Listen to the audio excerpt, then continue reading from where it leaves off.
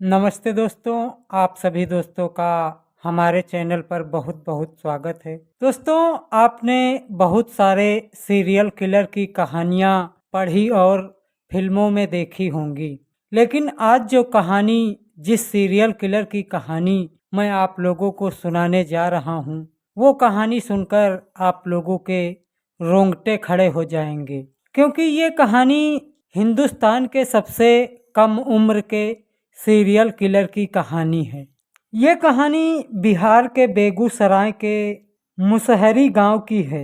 यहाँ एक 8 वर्ष के बच्चे ने अपनी बहन समेत अन्य 2 बच्चों का बेरहमी से कत्ल कर दिया और फिर उन्हें जमीन में दफना दिया। तो आइए दोस्तों, आप लोगों को इस सच्ची घटना से अवगत कराता हूँ कि आखिर क्यों जिस उम्र में बच्चे खेलते कूदते हैं, पढ़ते लिखते हैं, उस उम्र में ये बच्चा सीरियल किलर कैसे बन गया और 3 बच्चों को मारने की वजह क्या थी और कैसे वो पकड़ा गया, उसे क्या सजा हुई, इन सभी बिंदुओं के बारे में बारीकी से आप लोगों को अवगत कराता हूँ। लेकिन उससे पहले आपका ये छोटा भाई विनीत आप लोगों से हाथ जोड़कर विनम्र निवेदन करता है कि वीडियो को एक लाइक कर देना और चैनल को सब्सक्राइब कर देना, जिससे वीडियो बनाने का मेरा हौसला बढ़ता रहे और मैं इसी तरह की रोचक कहानियों एवं घटनाओं से आप लोगों को अवगत कराता रहूं। दरअसल दोस्तों, बिहार के जिला बेगूसराय के गांव मुसहरी में चुनचुन देवी नाम की महिला अपनी 6 माह की बेटी, जिसका नाम खुशबू था, वो अपनी उस खुशबू को अपने घर के आंगन में चुचकार रही थी, बहला फुसला रही थी। चुचकारते और दुलार करते हुए वो अपनी बच्ची को सुला देती है। सुला देने के बाद में वो किसी काम से घर के बाहर थोड़ी देर के लिए चली जाती है और जब वो महिला अपना काम पूरा करके वापस अपनी बच्ची के पास आती है तो वहाँ अपनी बच्ची को वो नहीं पाती है। ऐसा देखकर वो काफ़ी परेशान हो जाती है और वो रोने चिल्लाने लगती है और आस पड़ोस में खोजने लगती है। उसकी रोने की आवाज़ सुनकर उसके घर के सभी लोग आ जाते हैं और सारे पड़ोसी भी आ जाते हैं। उससे रोने का कारण पूछते हैं। तब महिला चुनचुन देवी बताती है कि मैं अपनी बच्ची को, खुशबू को, थोड़ी देर पहले यहीं सुलाकर थोड़ा काम करने के लिए बाहर चली गई थी और मैं जब वापस आई तो मुझे अपनी बच्ची यहाँ नहीं मिली। उसकी इन सभी बातों को सुनकर पड़ोसी, उसके घर के सभी लोग उस बच्ची की खोजबीन करने लगते हैं। आसपास की सभी जगहों पर उस बच्ची का खोजबीन करते हैं, लेकिन वो बच्ची कहीं मिलती नहीं है। जब ये लोग उस बच्ची को खोजबीन करके थक हार जाते हैं, तब ये जाकर भगवानपुर थाना में अपनी 6 माह की बच्ची के खो जाने की सूचना देते हैं। बच्ची के खो जाने की सूचना मिलते ही तत्काल पुलिस उनके गांव में आती है और पुलिस भी उस बच्ची की खोजबीन करती है। पुलिस के खोजबीन करने के बावजूद भी जब वो बच्ची नहीं मिली तो पुलिस महिला चुनचुन देवी से पूछती है, क्या तुम्हें किसी के ऊपर शंका है? तब वो महिला कहती है, नहीं, मुझे किसी के ऊपर कोई शंका नहीं है। फिर पुलिस पूछती है, जब तुम अपनी बच्ची को सुलाकर बाहर जा रही थी तो इस बच्ची के आसपास में कौन था? महिला याद करती है कि मैं जब घर से बाहर जा रही थी तब मेरी बच्ची के आसपास कौन था। तब उसे याद आ जाता है। वो बताती है कि हमारे पड़ोस का ही बच्चा, जिसकी उम्र 8 वर्ष होती है और जिसका नाम अमरजीत सदा होता है, वही बच्चा मेरी लड़की के आसपास में था। मुझे उसी के ऊपर संदेह है। दोस्तों, लेकिन जब पुलिस उस 8 वर्ष के बच्चे के ऊपर संदेह वो महिला बताती है तो पुलिस को यकीन नहीं होता। पुलिस सोचती है शायद इस महिला का पड़ोसी से कोई रंजिश हो, इसीलिए पड़ोसी को फंसाने के लिए ये इस बच्चे का नाम बता रही है। लेकिन दोस्तों, पुलिस थोड़ा उस महिला की जिद पर मजबूर हो जाती है। तब वो उस 8 वर्षीय बच्चे से वर्ष की बच्ची के बारे में पूछती है, तो वो बच्चा मुस्कुराने लगता है। दोस्तों, जाहिर सी बात है, जब किसी बात को किसी से पूछा जाएगा और वो मुस्कुराएगा, तब उसके ऊपर संदेह तो होगा ही। अब जब वो पुलिस के पूछने पर वो बच्चा मुस्कुराता है, तो थोड़ा शंका पुलिस को भी होती है। पुलिस उस बच्चे को अपने हिरासत में ले लेती है और थाने लेकर जाती है। थाने में उस बच्चे से पुलिस उस बच्ची के बारे में पूछती है, तो वो बच्चा वहाँ भी मुस्कुराता रहता है और कोई जवाब नहीं देता है। वो बच्चा कहता है, पहले मुझे बिस्किट खिलाओ, फिर मैं बताऊंगा। अब मामला बच्चे के खो जाने का था, इसलिए पुलिस तत्काल बिस्किट मंगाती है और उस बच्चे को बिस्किट खिलाया जाता है। बिस्किट खाकर वो बच्चा पानी पीता है। फिर पुलिस उससे पूछती है, तब वो बताता है। वो कहता है, मैंने खुशबू को मारकर सुला दिया और वो आराम से सो रही है। फिर पूछा जाता है उस बच्चे से, बेटा उस बच्ची को कहाँ सुलाया, चलो मुझे बताओ। फिर उस बच्चे के साथ में पुलिस और गांव के अन्य लोग, उस बच्ची के परिवार के कुछ लोग जहां वो बच्चा ले जाता है वहां जाते हैं। वो बच्चा चुनचुन देवी के घर से लगभग आधा किलोमीटर दूर जंगल में लेकर जाता है और वहाँ झाड़ियों में बताता है कि मैंने यहाँ थोड़ा गड्ढा खोदकर खुशबू को इसी गड्ढे में सुला दिया और फिर इन सूखे पत्तों और झाड़ियों से छिपा दिया है। उसके बताई हुई जगह पर सूखे पत्तों और झाड़ियों को हटाया जाता है, तो उसी गड्ढे से मृत हालत में 6 माह की बच्ची खुशबू मिलती है।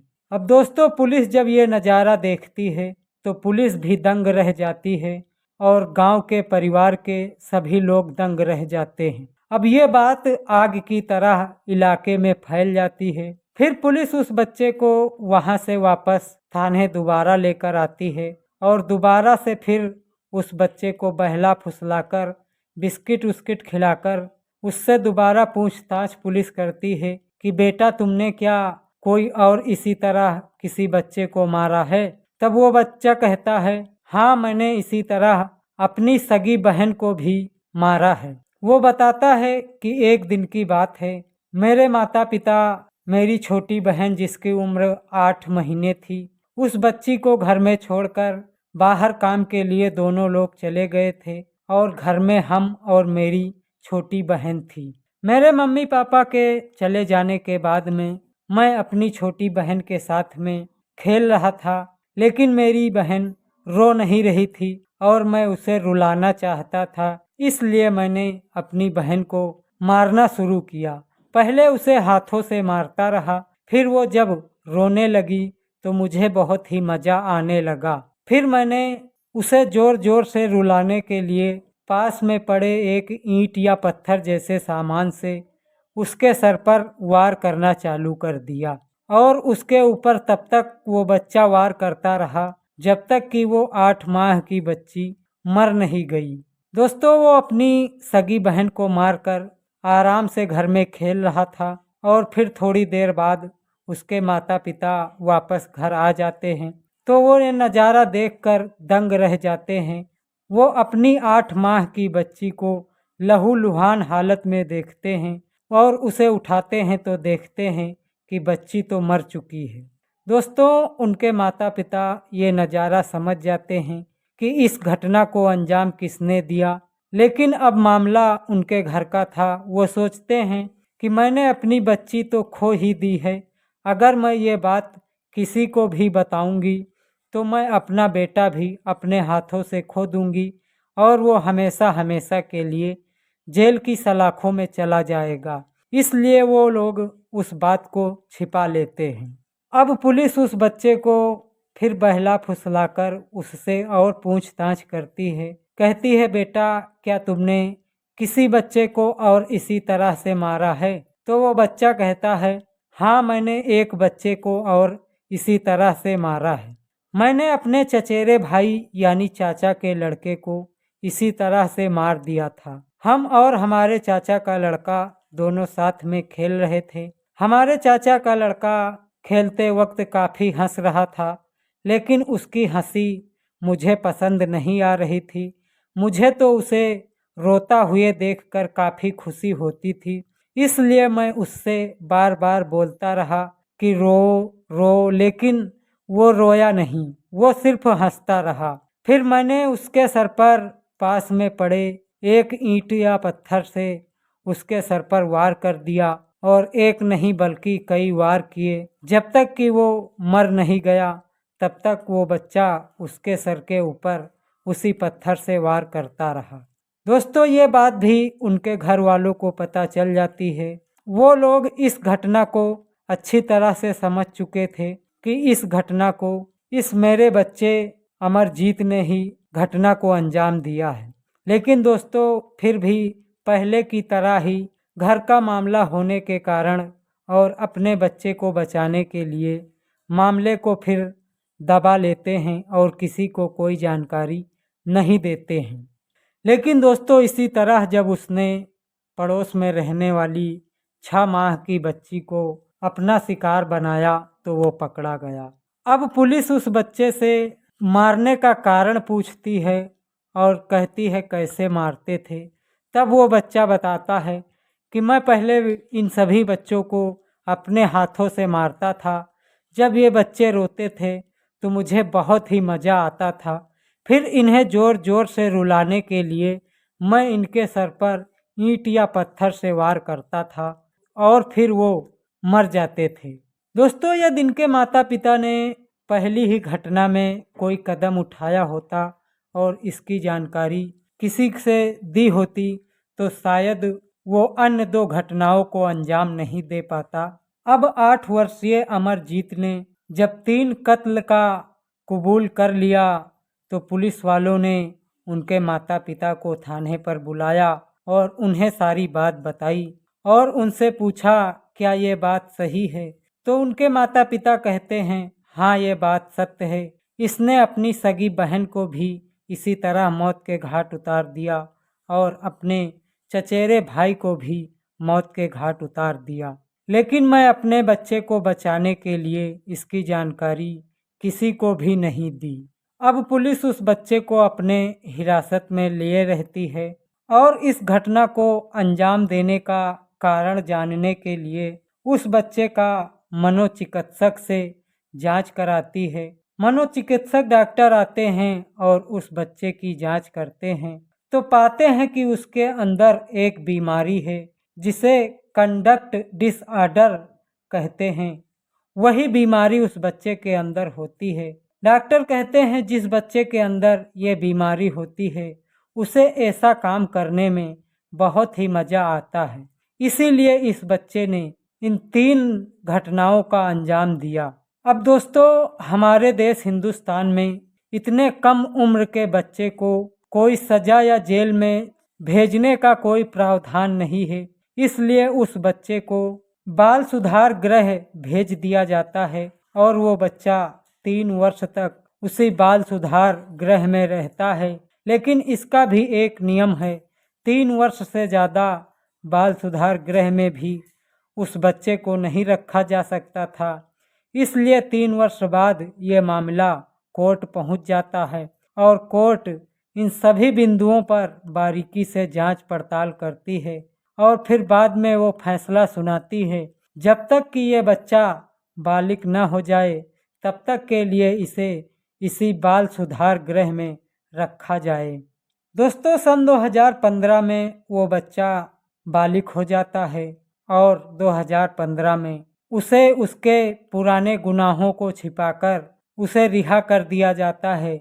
उसके इन पुराने गुनाहों के बारे में बाहर किसी को कुछ भी नहीं बताया जाता है, क्योंकि जब लोग बाहर उसके इन पुराने गुनाहों को जानेंगे तब उसके साथ में कोई अच्छा व्यवहार नहीं करेगा, उसके साथ में कोई भी बच्चा नहीं जाएगा और ना ही उसे कोई काम देगा, कोई काम मिलेगा। उसे अपना जीवन यापन करने में काफ़ी दिक्कतें और परेशानी होंगी, इसलिए उसका पुराना रिकॉर्ड छिपा दिया जाता है। दोस्तों अब उसका आज के समय में कोई पता नहीं है कि वो अमरजीत इस समय कहाँ और किस हालत में जी रहा है। दोस्तों इस घटना को सुनाने का मेरा कोई गलत उद्देश्य नहीं है, न ही मैं किसी के दिल को ठेस या आहत पहुंचाना चाहता हूं।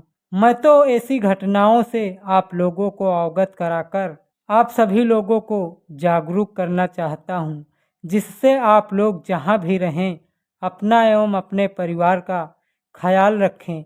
मिलते हैं फिर किसी अगली वीडियो में ऐसी ही रोचक कहानी या घटना लेकर। तब तक के लिए आप लोग अपना ख्याल रखना। जय हिंद, वंदे मातरम।